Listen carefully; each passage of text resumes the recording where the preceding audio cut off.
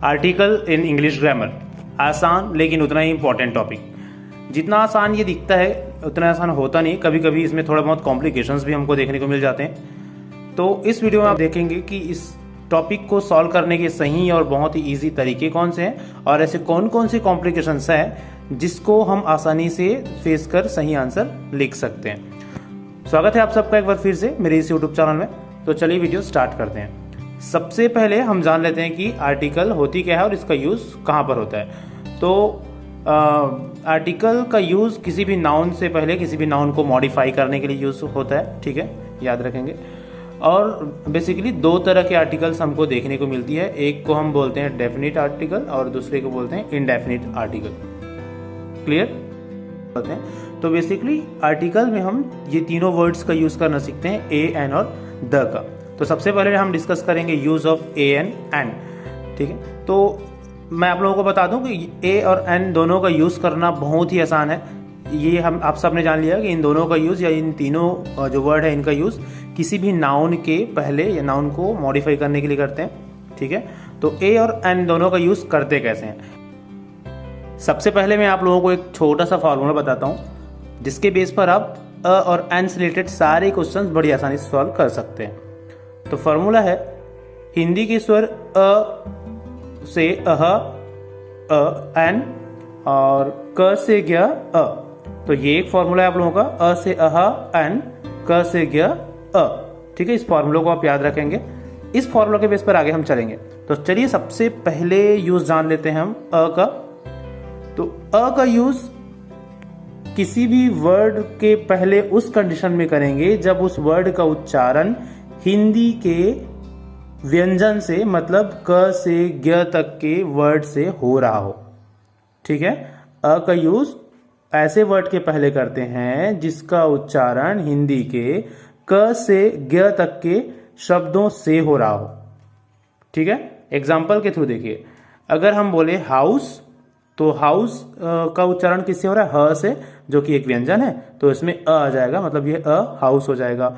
Second देखिए, book, book का उच्चारण किससे हो रहा है, ब से, जो कि एक हिंदी का एक व्यंजन है, तो इसमें भी अ यूज होगा, तो अ बुक हो जाएगा।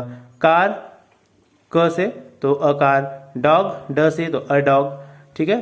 A frog, a truck, a lemon. इस तरह से हम अ को किसी भी नाउन से पहले यूज करते हैं। क्लियर है, ठीक है। तो आप सिर्फ ये फॉर्मूला देखिएगा, क से ग अ, ठीक है। अगर क से लेकर ग तक के किसी भी वर्ड से हिंदी का उच्चारण है ना, इसमें आप विशेष ध्यान देंगे, हिंदी के उच्चारण, इंग्लिश की स्पेलिंग या इन सब से हमको कोई मतलब नहीं है, ठीक है। हम सिर्फ और सिर्फ देखेंगे हिंदी के उच्चारण किस शब्द से हो रहा है, क्या वो स्वर से हो रहा है या व्यंजन से हो रहा है स्टार्टिंग। अगर स्वर से हो रहा होगा तो एन यूज करते हैं और व्यंजन से हो रहा होगा तो अ यूज करते हैं। चलिए सेकंड देख लेते हैं एन का।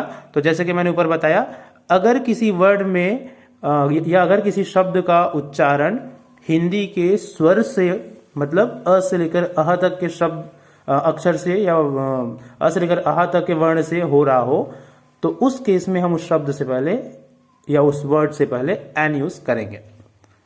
क्लियर है।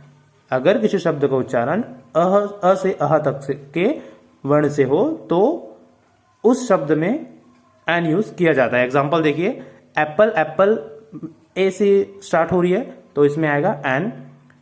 ई डबल जी, एग, एग का भी उच्चारण ए से हो रहा है तो इसमें भी आएगा एन।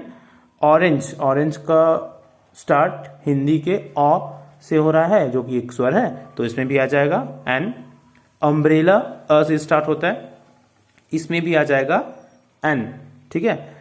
इसी तरह से यू से स्टार्टिंग अगर मैं एक वर्ड बोलूं यूनियन, तो यूनियन क्योंकि य से स्टार्ट हो रहा है, हालांकि इसके स्टार्ट में यू है लेकिन फिर भी इसमें एन नहीं लगाया, तो इस तरह की गलतियां नहीं करेंगे आप लोग, ठीक है।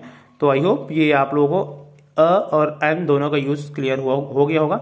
बस आपको इस फॉर्मूला के बेस पर चलना है, एकदम छोटी सी चीज है।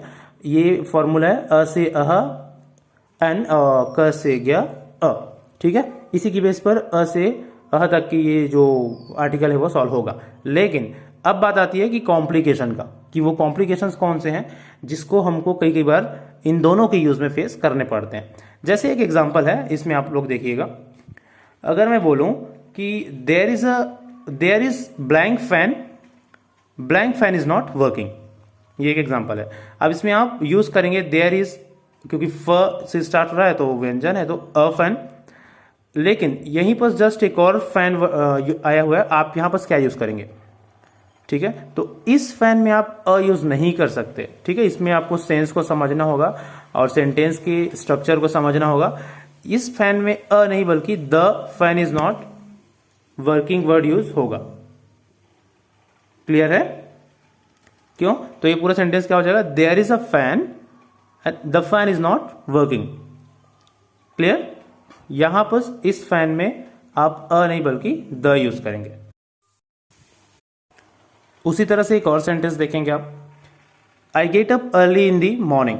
तो यहां पर जो मॉर्निंग है वहां पर क्योंकि म से स्टार्ट हो रहा है तो अ मॉर्निंग यूज करते हैं यूजुअली, है ना। मॉर्निंग में से पहले अ यूज होता है, लेकिन इन अ मॉर्निंग नहीं बल्कि इन द मॉर्निंग यूज होता है, हमेशा याद रखेंगे। अगर हम ऐसा इसलिए क्योंकि हम किसी एक सिंगल मॉर्निंग की बात नहीं कर रहे हैं। I get up early in the morning, मैं यूजुअली सुबह जल्दी उठता हूं, तो मैं सुबह की बात कर रहा हूं, कोई एक स्पेशल सुबह की नहीं। ठीक है, अगर मैं कोई एक स्पेशल सुबह की बात करूं तो उस केस में मैं अ यूज करूंगा, अ मॉर्निंग होगा। जैसे मैं बोलूंगा कि मैं एक सुबह उनसे मिला था, तो I met him a morning, ऐसा बोल सकता हूं। क्लियर? तो इस तरह के ये जो कॉम्प्लिकेशन मैंने बताया था उसको आप ध्यान रखेंगे।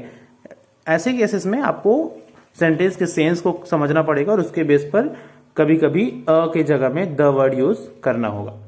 क्लियर है? तो इसी तरह से कुछ और वर्ड्स है, जैसे आप देखेंगे ऑनेस्ट।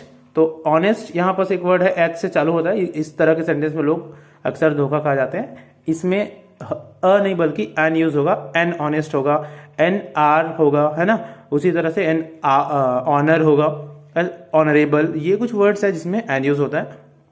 ठीक है, उसके बाद कुछ एब्रिविएशंस भी होते हैं जिसमें लेकर स्टूडेंट्स कभी कभी कंफ्यूज हो जाते हैं। सपोज एक वर्ड है MLA, ठीक है, MLA, तो यहां पर क्या यूज होगा? क्योंकि ये वर्ड M तो A से चालू हो रहा है, इस कारण से इसमें भी N यूज होगा। ठीक है, तो ऐसे जितने भी एब्रिविएशंस है उसमें भी उसके हिंदी प्रोनाउंसिएशन या के स्टार्टिंग के बेस पर ही आपको A और N यूज करने पड़ेंगे। ठीक है, चलिए, तो ये तो हुए यूज अ और एन का। नेक्स्ट यूज हम जानेंगे डेफिनेट आर्टिकल द का, जो कि हम डिस्कस करेंगे नेक्स्ट वीडियो में। ठीक है, आज की इस वीडियो में इतना ही। Thank you so much for watching. Video अच्छा लगा होगा तो चैनल सब्सक्राइब और लाइक जरूर करिएगा। Thank you so much.